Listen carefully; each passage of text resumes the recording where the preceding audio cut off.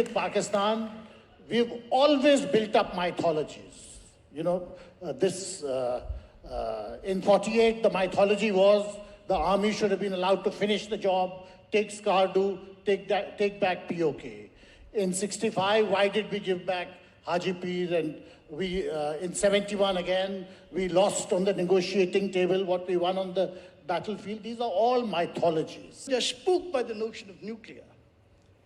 There's nothing to be spooked about. If you're able to absorb a nuclear attack is when you begin talking about initiating an attack. But if you're going to sink, if you're going to become extinct, you're not going to initiate anything.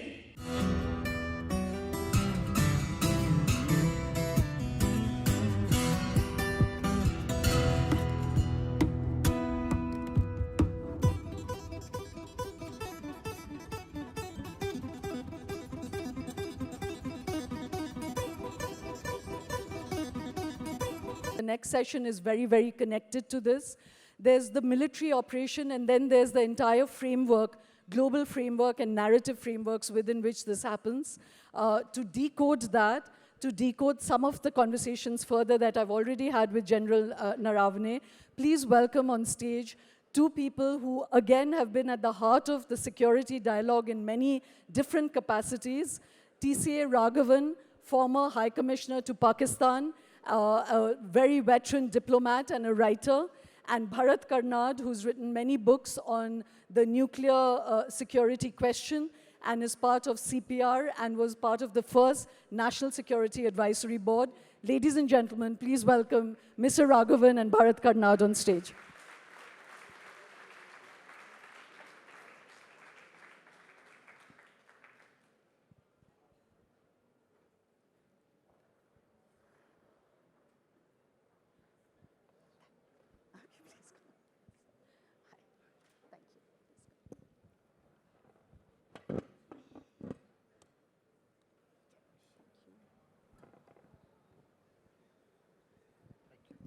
Thank you very much, both of you.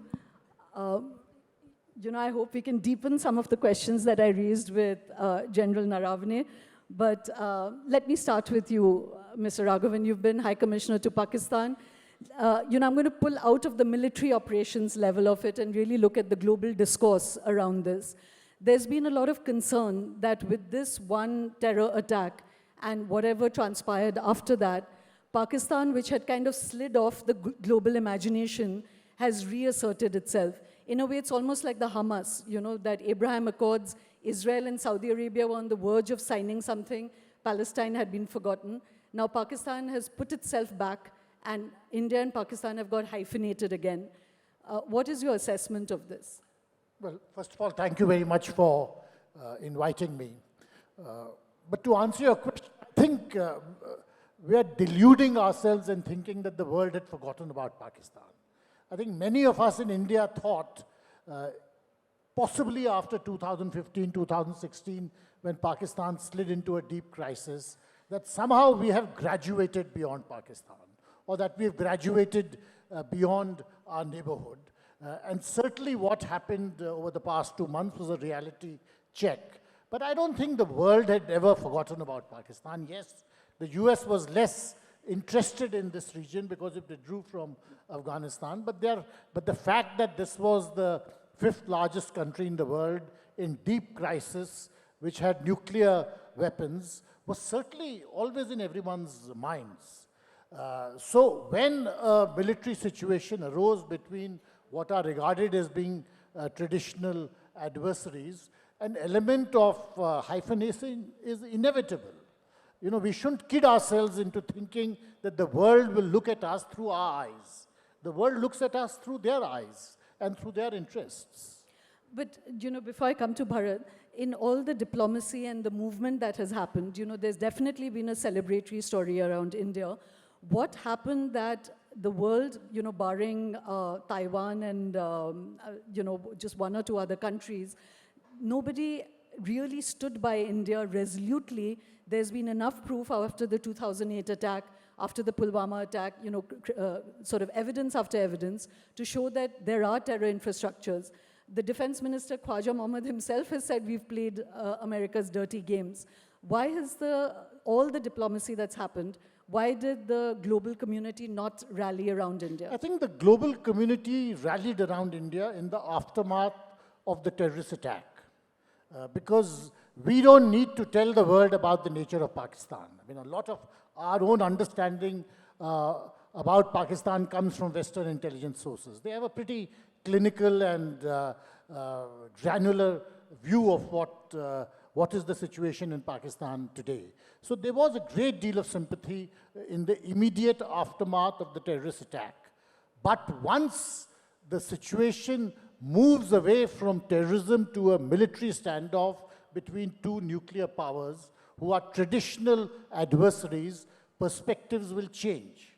And we have to accept that, because as I said, the world is not going to look at you through your eyes. They will see, they don't want a nuclear flashpoint in South Asia. So it is inevitable. If there's a major military standoff emerging, the perspective will move away from being sympathetic to the victim of a terrorist attack to a more even-handed perspective on how to deal with these traditional adversaries. I'm going to come back to that nuclear question to you, and whether it's a bogey that the West uses very conveniently. But let me pull you into it, Bharat. You have in particular written deeply about nuclear issues and in the subcontinent, and of course, your assessment of Operation Sindoor is that you would have liked it to go even further, So that question that I asked General Naravne, what do you think has been achieved, and what makes you disappointed with the outcome of Operation Sindoor? Well, look, I think there's a real problem with our policy and the way we approach Pakistan. Will you speak into the mic? Sorry. There's a fault, as I said, in our approach to Pakistan. We think of Pakistan as an adversary, as the High Commissioner put it, which I think is, in some sense, elevating Pakistan. It is a country that is 10 to 13 times weaker economically. It's a quarter of India's size.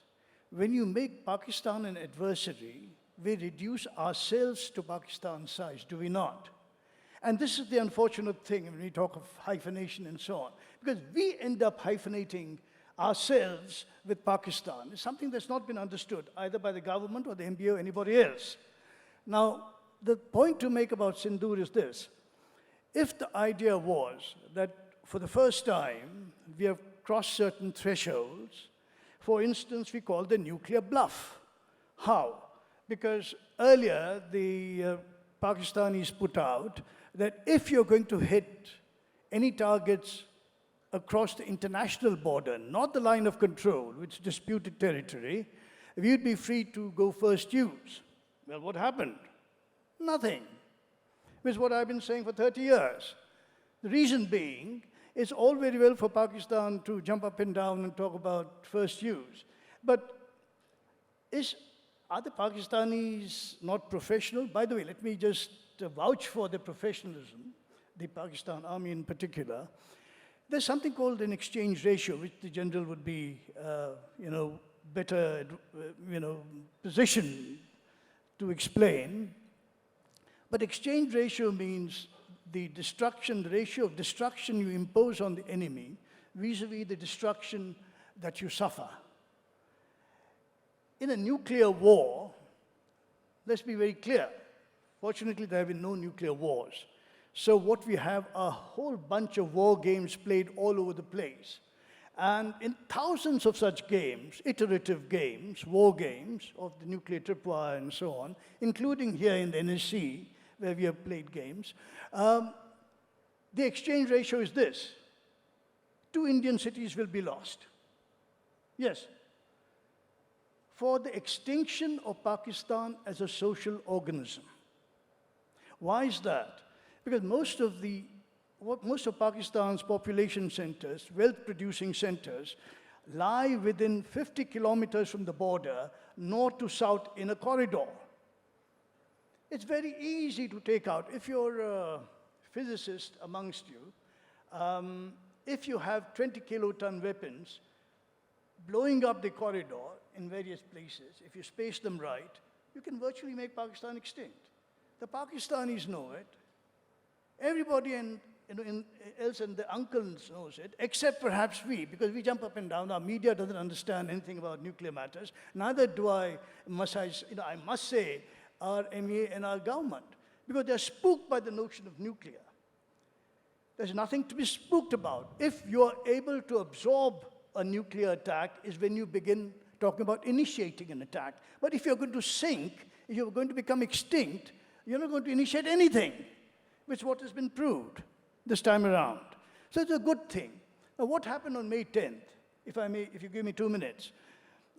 May 10th is when we struck all their strategic targets, meaning, and principally, at the Noor Khan base, we took out their command, control, and communications hub. The C3 hub was taken out. That C3 hub essentially controlled the air warfare. They controlled their PAF aircraft. PAF was grounded after the May 10th early morning attacks. How did that happen? This is just a thing that I've written about it in my blog, but after the first day's downing of Indian aircraft, Asim Munir, in his sort of vainglorious fashion, told Shehbaz Sharif that we can now sort out the Indians in 48 hours. 48 hours.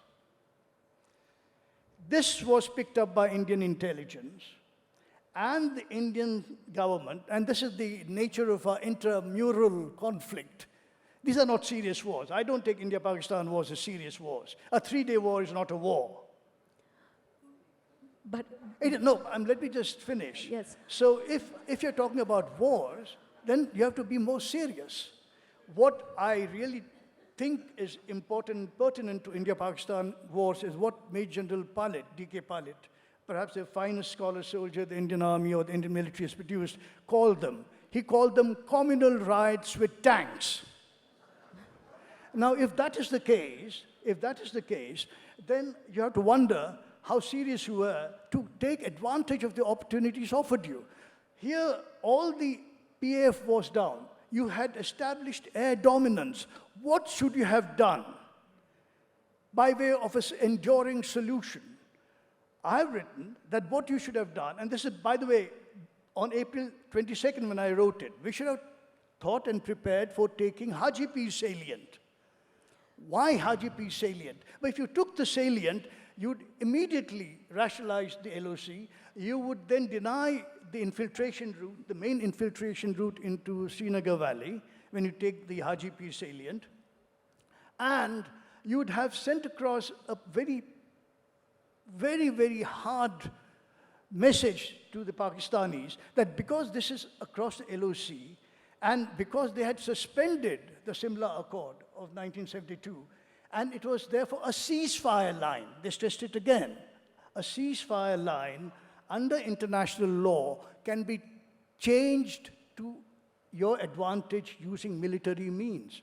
You had absolute legitimacy under law to then take Hajipir salient and sit there. So, Bharat, if General Naravane is still here, I would like to pass him the mic to ask him why. So, just to sum up 2 points that you've made, is that you're saying, why did India accept, let's assume it's the DGMO of Pakistan that reached out saying, let's have a ceasefire. Your point is, India had the advantage, why did it accept the ceasefire? It should have gone and occupied Hajipir. Do you think that that's a bit of armchair strategy because you're not in the army and you're not really game playing what could happen if, do you think you should serve in Siachen before you say these things? Well, look, this is the real problem. We think of these 3-day affairs that we have that we call wars, as a periodic crisis that we sort of, stumble into every 3 or 4 years. Is this what you want, or do you want an enduring solution? Very simple. Now, obviously, but would there not be retaliation to them if, let's assume the Indian army went and took Hajipir? There would be a huge escalation. Are you advocating all-out war? No, listen, this is the LOC. The line of control in a disputed territory cannot become a nuclear tripwire, incidentally. cannot become a nuclear tripwire because it's disputed under international law. Now, that said, the question is, had you kept it? By the way, in 1965 war, we had taken Haji Pir. The Indian Army's 1st Para Regiment captured it. But we had to return it in Tashkent because the Pakistan Army had captured Cham near Akhnur. So it was an exchange. Okay, you give back Akhnur, Cham, and we'll take back Haji Pir, right? What happened in 71? They took Cham and never returned it for the same reason that I'm mentioning. So we had no reason to ever return Haji Pir. So you've constantly been advocating that India has been ahead of the curve, but always stopped. Even on the 71 war, you have written that, Pakistan would have run out of ammunition in another week. India still had 2-3 weeks of ammunition, and yet, peace was... That is 65 war. 65 war. Yes. We had 14 weeks of ammunition. That's the official history, not me speaking. The official history of the war, 65 war, said that we had 14 weeks of ammunition and other stock spares and whatnot at intense rates of fire, expenditure of the ammo and so on. And the Pakistanis were down to a week at most, 4 or 5 days actually. And who said this? K. Subramaniam, Jaishankar's dad, and my colleague in the first National Security Advisory Board. Now, what was the problem? Again, we stopped. In 71 again, in the West we did nothing, but we lost charm. We got Bangladesh, but we lost charm and we lost advantage in the West. So your position is that India should become more hawkish and go the full hawk? Not hawkish. You just take use of the opportunities presented you, which you do not take advantage of. Why are you in a military contest if you don't take advantage of the position that you've gained? Okay. That's the problem. Mr. Raghavan, I would love you to respond to that, and General Naravane, I would love you to respond to that, so I'm going to pass the mic to you. Preksha, if you can just pass the mic to him. Yes. Well, I must confess, the second half of my career, without quite intending it, was funneled into dealing with Pakistan. And in that second half, I must confess, there was never a realistic option of a solution to Pakistan in terms of vaporizing the country. So I don't think, these things that they can take out 2 cities, but we can wipe them out, is a realistic situation at all. Yes. Secondly, in dealing with Pakistan, we've always built up mythologies. In 48, the mythology was the army should have been allowed to finish the job, take Skardu, take back POK.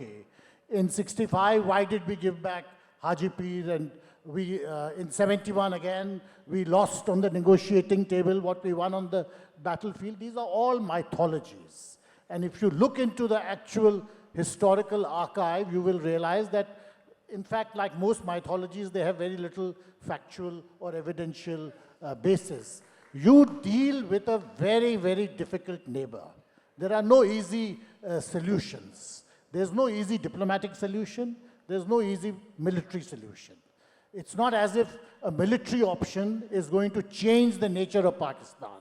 We are deluding ourselves to think that after the May crisis, somehow Pakistan is going to be a relatively more benign neighbor. It's not going to happen. You similarly don't have anything in your diplomatic toolkit which will change the nature of Pakistan. Only Pakistanis can change the nature of Pakistan. You have to deal with your neighborhood as it is and not the way you would like it to be. You have similar problems with other neighbors. With Pakistan, it's a more intense case, but essentially you have a difficult neighborhood because you're much larger and you're the regional hegemon, not just in a military or an economic sense, but in a very fundamental and profound way in different senses. So you have to deal with your neighborhood. There's no perfect military or diplomatic solution which would mean that you have solved Pakistan and now you can go back to building up your global aspirations. You have to focus on your neighborhood. You have to deal with issues as they come up. Yes, it will occasionally mean that you have to use hard power. But I don't think we should delude ourselves into thinking that hard power will solve the problem. Just like there is a certain triumphalism in India today that very, very strong messages have been sent to Pakistan, there's a similar mood of triumphalism in Pakistan, that we have sent very, very strong messages to India. Both sides, in a sense, are looking at the positives which they have walked away from this conflict. Your neighborhood is where it was before the 8th of May. It's not changed. That's a, I'm going to just step across General Naravne, if I may, because just as this tactical question that he asked, that when India was at an advantage in all the wars, why does it stop short? Of course, it's a political decision, and thank God we have an army that listens to the political establishment. But would you take on his question? Do you think that India caves in too fast? Would you advocate what he said? Let's go ahead and take Haji Pir. No, see, if you go back to that Clausewitzian statement that, war is an extension of politics by other means. So ultimately you come back to that political question. And what is the political aim to be achieved, which has been achieved or sought to be achieved through the use of military force. So you have to come back to that thing, that what was the political dispensation, their thought process, and what they felt was a satisfactory outcome of that whole war. And if they felt that those aims have been achieved, then obviously they will ask the military to stop taking those actions. So that is how that interplay happens between the armed forces and the political dispensation of that day. Right. So, I'm just going to ask you about the other issues that have been brought up, and I asked this to General Naravne also, that given that this is, everyone accepts it's an escalation like there hasn't been before, and India has crossed several thresholds, including the Indus Water Treaty, that what do you think then has been positively achieved by all the actions of the last 1.5 months? I think, the main positive achievement from my perspective is that you have sent a certain message about the national outrage in India about this terrorist attack. And that you conveyed through first putting the Indus Waters Treaty in abeyance, and that's a very powerful message. The fact that we did it so quickly after the terrorist attack, and in a mood which was really focused more on the military action which was follow, in a sense you undermined the importance of this step. Because it is, for Pakistan, which is a lower riparian and it has a lower riparian mindset, it's possibly the most powerful political message you could have sent. And in many ways, at least to my mind, it is a much more stronger message than any kinetic measure you can take. Let's not forget, this is something which we could have done earlier, but consciously chose not to go into this area.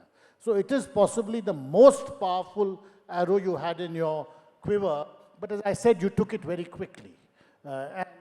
Almost, even as you were taking it, the conversation had shifted to the military measures or the kinetic measures which we're going to follow. So I think you have sent certain powerful messages, but then to follow up on those messages, you require diplomacy.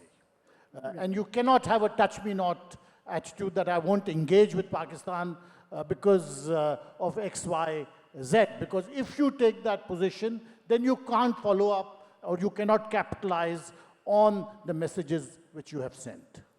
So, I'm going to draw Bharat into that, but just one question on the Indus Water Treaty.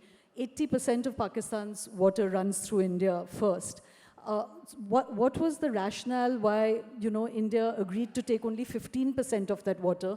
Why was that original treaty signed in the first place? Secondly, now by withholding it, is it just, again, yes, it's a new threshold, but is it only symbolic? Because one doesn't have the structures to really stop the water. And secondly, we are vulnerable to China as well. So if one starts doing that, are you, it's that escalation ladder. Are you going down a path which is sort of catastrophic for everybody. Well, first of all, the treaty did not give the water to Pakistan. It's not as if because of the treaty we keep 15% of the water and 80% of the water goes to Pakistan. The water flows in that way because of the curvature of the globe. And it's not to do with the treaty. That's the way the water has always flowed, and that's the way the water will continue to flow. The treaty was meant to reassure Pakistan's lower riparian concerns. And so when you keep the treaty in abeyance, it's much more than symbolic.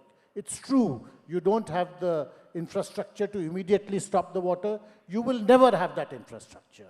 Because if you see the Jhelum or the Chenab in spate, I mean, to stop that, you need to flood the whole of the Srinagar Valley. It's not possible. But by putting it in abeyance, you prey on their lower riparian anxieties.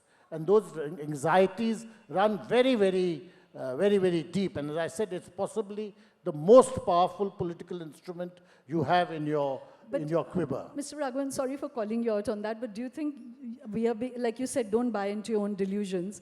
If you are intelligent enough to understand that one can't stop the water, then why will it be anxious for the Pakistanis? They understand that as well. Because while you cannot stop the water, you can interfere with water flows at critical periods during the agricultural season, and your capacities to do so can only increase in time. And the Pakistanis are aware of that. It's not for nothing that they're so hypersensitive about the water's issue. And as I said, it's a predominantly agricultural country, and the riparian issues have been at the core of Pakistan identity from 1947 onwards.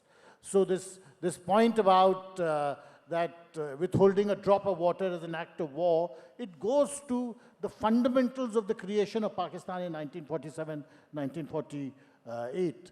Your question about are we opening a new front and we are a lower riparian to China? Yes, I think those are issues. But the fact is China has no river water agreements with any of its riparian neighbors. So it's not as if they have bound themselves into certain patterns of behavior the way we did with some of our It's just neighbors. that they're more capable of building a dam that will stop the Brahmaputra than we are capable of stopping the Bias or Satluj, you know. Well, yes, if they build those dams, it will impact water flows to some extent. But on the other hand, most of the catchment of the Brahmaputra is within Indian territory itself. So while it makes some difference, it doesn't make such an enormous difference that life will come to a standstill. And you will have to then prepare yourselves or build up countervailing structures to cope with those shortages which can be imposed at certain points of time. But it's not as catastrophic as is made out, that water is suddenly snapped and the riverbed dries up completely. That's not a realistic scenario. Right. So, Bharat, just to pull you into two questions. One was about the conventional, weaponry that was on display. I asked General Naravne that as well, but what is your assessment of it? There's been a lot of global debate that suddenly China's weapons looked great. It's much less expensive than American weaponry, to the ratio of the drones are 1 to 2 million and the American drones are 30 million. The Rafale is 300 million. The J-10s are 30 million. So it's really like gigantic differences in costs and efficiency. What is your understanding of this? Well, look, I think the Pakistan Air Force has been very innovative in its tactics. It's always been so. I've said it from the very beginning that their pilots are of a higher caliber than the Indian Air Force, simply because they have had exposure to the Western tactics and so on much before the Indian Air Force did. Why are you so admiring of them when they've thankfully lost every war they've had with India? No, that's not the point. The point is that in air warfare, they've held their own. Please. So we have to be realistic, rather than jingoistic. And one thing is very clear, that when you mentioned the cost differential, the PL-15E, which is the long-range missile that shot down the Indian aircraft, costs about $200,000. The Indian combat aircraft that was brought down cost, as you see, 300 million. That's almost 2,000 times more costly to lose an aircraft than it is for the Pakistanis to fire that missile at you that brought it down. That becomes the reason why you have to have very innovative tactics, which the Pakistanis have. What did they use? For instance, the thing that they really innovated was they used the Swedish ERI 2000, Saab 2000 airborne early warning and control system to cue the pilot in the JC-10, which is their very advanced medium combat aircraft, to the target. While the JC-10 is flying in a passive mode, meaning there's no electronic emanations, it's in radio silence, it's flying. And then once it is cued, what they did was they fused the information systems of the missile to the aircraft to the AWACS, which I don't know whether our side had anticipated this kind of thing. Because when they got into this kill mode, well, this is speculation, of course, but the question is, how was it that an Indian airplane flying in an Indian airspace was brought down? This is how it was brought down. Because you got into a situation where, and let me just say how I speculated, and I don't think I'm far wrong. We went into a buddy system wherein the lead aircraft that was to be the strike aircraft going to lose the BrahMos or whatever missile had another aircraft 150 kilometers to the rear and flying at altitude, right? So that aircraft could scan the Pakistani airspace and cue the lead aircraft to the target. That leads me to the question, what happened to our Netra AWACS? Why didn't the Indian Air Force use the Netra? This is the reason. You see why you put an aircraft in danger when you should have a Netra AWACS flying well to the rear, able to scan the adversary airspace and let everybody know what is what. So what I mean is the innovation in tactics. We seem to have somehow taken the Pakistani threat, air threat anyway, not as seriously as we should have, even though in past encounters, what I don't call them wars, these engagements, we have had, they have always had, they have stood up for themselves, and they've given a good account of their own, with their own forces. But just to switch the spotlight a little back to the Indian side, after those initial, mistakes, as General Chauhan called it, it seems that the Indian air defense has also worked very well. The Akash theory has worked very well. So what do you think India has got right? We got it spectacularly right. The air defense system, which is a layered air defense, centered on the S-400.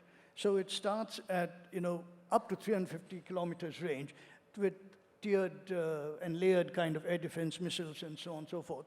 And with Akash missiles, which are 35 kilometers is the tactical range. And they're very, very good. It's proven to be a great, great weapon system, which we should now sell to the world and make a lot of money out of it. And the thing to do, I think, is that everybody knows that the air defense worked well, right? This air defense system is what stopped their counter strikes absolutely dead in the water. They couldn't get anything through. That's the reason why their DGMO called our DGMO, virtually saying, okay, bhai, ab theek hai, let's end it. This is where, you see, what I call premature pullout is what happens all the time with the Indian military. Bharat, I think that phrasing and the wink self-describes your desire for more war, It's just a boys' game where you're concerned because you're not on the land. No, but let me just add one thing. I'm sorry, I couldn't resist that. But I'm glad you're so self-aware, let me let me just say that when I talked about the Haji Pir and these kinds of things, I also mentioned in the April 22 post that we should have tried to take Skadu. The idea is when you begin rationalizing to the Saltoro Mustag, and you, again, when you say rationalize the border or the line of control, it means you straighten it out. It makes your logistics and everything so much easier. Okay, I have a very important question to ask, which is that this is a government... No, let me just finish this point before you ask me. The point to make is that you would have set a precedent and a policy that any time you have a terrorist, you, ISI, orchestrate a terrorist incident in India, we are going to take a portion of POK for keeps. Do you understand that? That is the disincentive then for the Pakistan army. Because if at any time they have a terrorist incident, we go and take it. It becomes an automatic response. And then you will establish, you'll see that the Pakistan army will get the message. Not the way every 5 years we have this 2-3 day war and then... Bharat, since you're a security expert and you are gaming these war scenarios, and the same way as you have this testosteronic male understanding of how Haji Pir should be taken, do you not think there'll be as many testosteronic men on the other side who are also going to do something? So what's your assumption of if the Indian army had been adventuring into taking Haji Pir, what, in your war game scenario, what do you think Pakistan does? Just sits down? Well, the usual thing is they try to go through Akhnur. That's the normal stuff. The 12th Division Army, Pakistan... You know, you sound like you're in a video game, Bharat. No, I'm not. Yes. No, I'm not. I'm not. Because 3-day wars are video games. 3-day wars are not formation battles, please. So let's be very clear about what you're talking about. What do you think, is Russia and Ukraine a battle or an engagement in your idea? I'm sorry? Is the Ukraine war a war in your reckoning, or is that also an engagement? No, the Ukraine war absolutely proves that when they gave up, the Ukrainians gave up the nuclear weapons, they made the biggest mistake of their lives because they trusted the Americans, they trusted Germans, and they trusted UK to give them security guarantees at the Budapest Memorandum signed of 1994. And you had the kind of security guarantees they did not respect. And Ukraine is now in the position when, by the way, had they retained their ex-Soviet arsenal, they would have been the second largest nuclear weaponized country in the world. And do you think Putin would then have dared to do what he is doing now?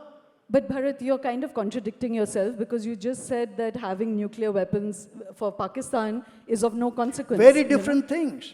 Very different things. Did I not explain to you why it's a narrow thing? It makes all the difference. The terrain makes all the difference. You cannot equate Pakistan and Ukraine and say, oh, well, you said this, you said that. You have to be clear of what it is that you're discussing. If we're discussing military geography, then Ukraine absolutely has the, shall we say, the margin of error in deterring Russia. So before I pull Mr. Raghavan into this, the fun question I wanted to ask you is that this is a government that is much more muscular. It has crossed many thresholds. It's much more aggressive in its response to terror. You know, with a security expert like you who's wanting it to go even further, how come they haven't pulled you into the establishment? Well, I don't want to answer that. Clearly, you're playing parlor games, whereas there's a real military situation on. No, let me also say that you'll be surprised. Well, I'm glad I've got you tongue-tied. I'll leave you there. I won't say anything. Mr. Raghavan, let me pull you into it. One, what is your response to his game? You know, adventurism is what I would call it. Are you at all in agreement with it? And then I want to come to the diplomacy question I had asked earlier, that, on the IMF loan, on the Indus Water Treaty, on all the sort of outreach that the Indian government has done, why there's been still a gap in standing by India on the particular terror question. I'm not talking about the whole military standoff, but first your response to what Bharat was saying. Well, I don't think what Bharat is saying are realistic possibilities. I think it's in the nature of things. I think it's the nature of things that armies make plans. but the counter armies make counter plans. Yeah, I was just saying. So, you know, if it was so easy that we march into Skardu and we nibble up parts of POK, it would have been... Each time. It would have been done. The fact is that there is no military solution, just like with China. The Chinese may be many times your GDP and they may be strategically miles ahead of you, but man for man on the line of actual control, you match them and they know it. And it's the same thing on the line of control or on the IB. The Pakistanis have enough to deter you and their aim is to deter you. In this conflict, perhaps we did much better than what they expected, but they can still declare victory because if it's a draw or even if it's 60-40 in India's favor, that is still victory for Pakistan because they have deterred you. It was the same in 65. We think we won the war. In Pakistan to this day, they're convinced they won the war because they deterred you. You couldn't, you attacked across the line, the international border, but they stopped you on the outskirts of Lahore, and stopping you is enough for Pakistan. You see, the point is there is no military solution. So what do we do? What does Pakistan really fear about India? It doesn't fear your military. You know, we should disabuse ourselves of that notion. What they fear is the trajectory your country has taken. You know, that you're doing well economically, you've managed to keep yourselves together, you can manage this vast ethnic melting pot, so many contradictions. I think that is what really terrifies them. And that is what you're winning. There's no doubt about it, that despite these terror attacks and despite numerous other provocations, if you look at the trajectory of India and you look at the trajectory of Pakistan in the past quarter century, there is no doubt at all, and this is something where the whole world agrees with you, that you're winning. So concentrate on what you're good at. Don't try to make a military point because it's only going to end up in another draw. Right. So on this question, I wanted to ask you on the IMF and the Indus waters. Yeah, so I just want to focus that question in one way, which is that, you know, you yourself have spoken about after the 2008 attack, and Tom Friedman once said that he admires, I know that there's a lot of debate about it, but he admires the fact that Prime Minister Manmohan Singh did not retaliate and went the much slower route of sort of disqualifying Pakistan by providing incontrovertible evidence that they were behind the 2008 attack. And subsequently, again, there's been a lot of proof that Pakistan has supported terror infrastructure.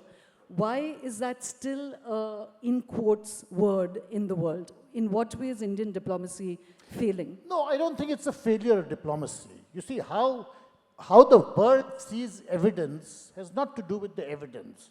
It's to do with their interests. I don't think you need to convince anyone in the United States or in the United Kingdom or anywhere in Europe about the nature of the issues which are there in Pakistan today and the terrorist groups and all of that. I think everyone knows that. But it is not in their interest to have major military conflict in South Asia with a risk of a nuclear flashpoint. And they will act according to their interests.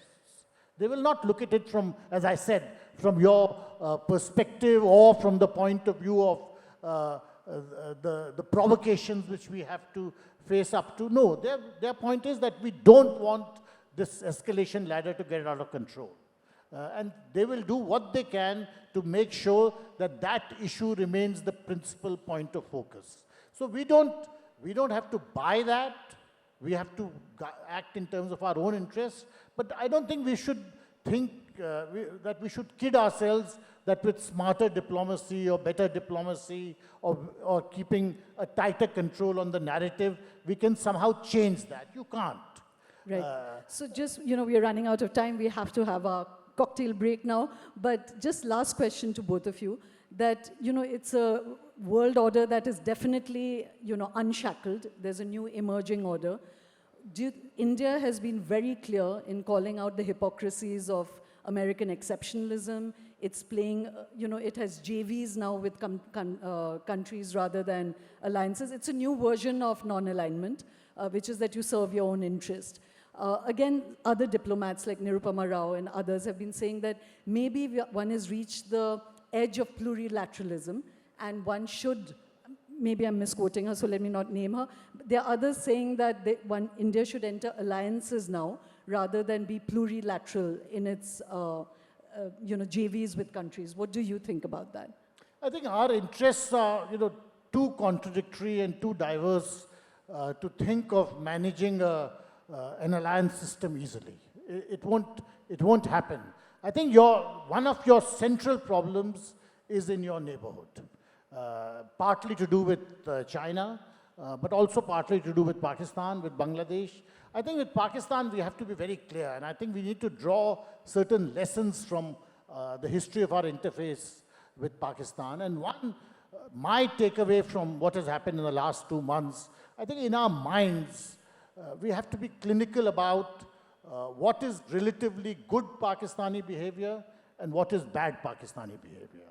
I think what we saw, and this is my view, others may disagree, what we saw after the LOC ceasefire of February 2021 was a period of 2 to 3 years of relatively good Pakistani behavior.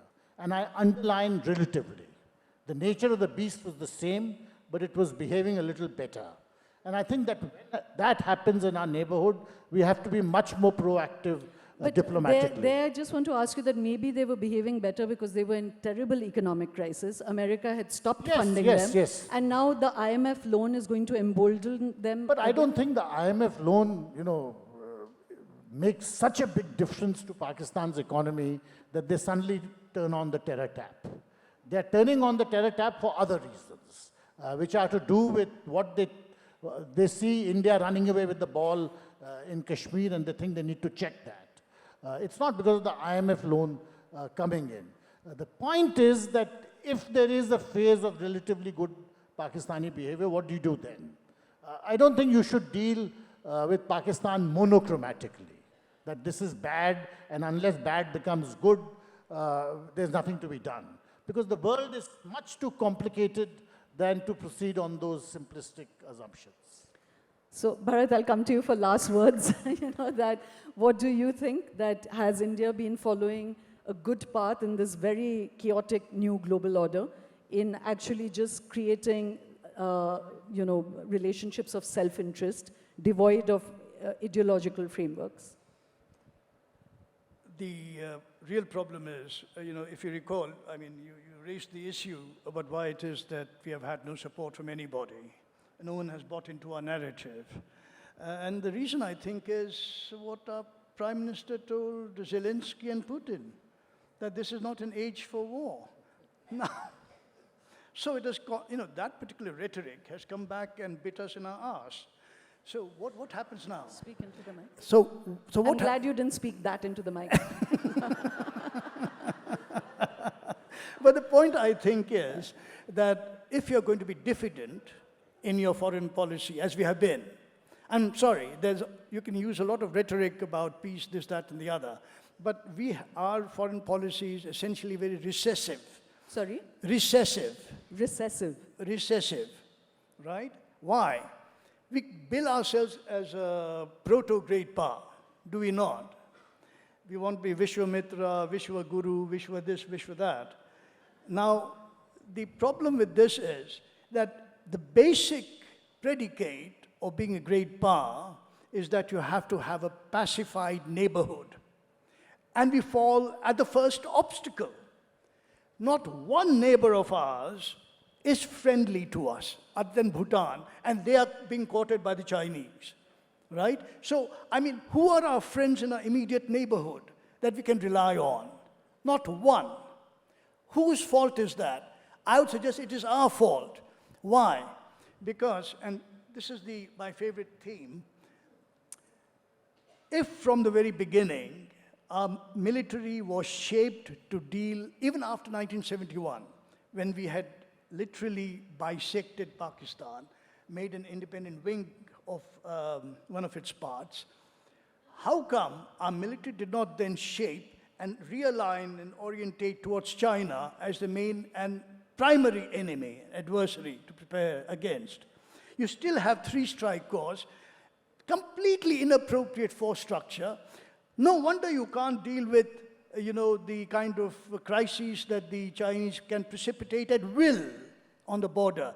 It may have changed a little bit now, but the point is, if you do not have mountain warfare specialized forces, but you have three-strike corps ready to beat up on Pakistan, does it not send a message to whom?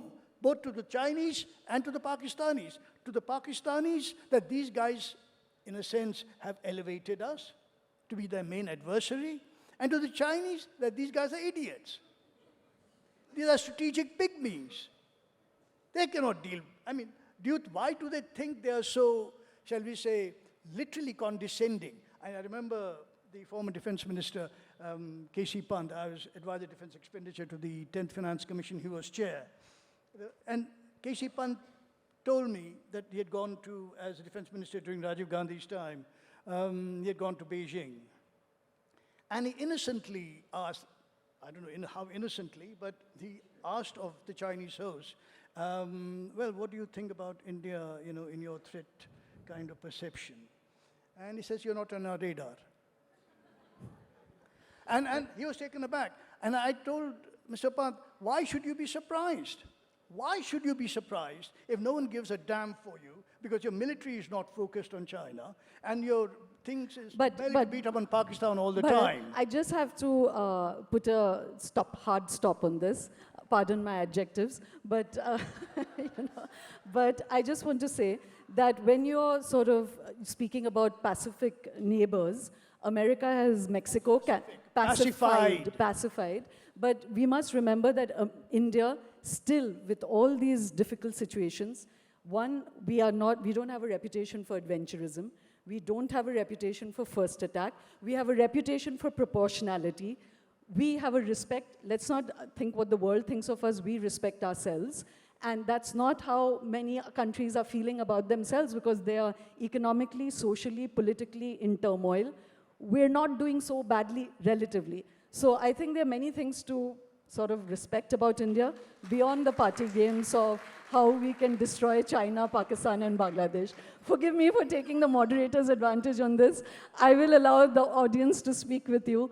Let's stop for a cocktail break. Thank you very much for this multifaceted perspectives. And next up, please do join us for an absolute treat. Jaideep Alawat will be joining us after the cocktail break. Do replenish yourselves, and we'll see you shortly. Thank you very much.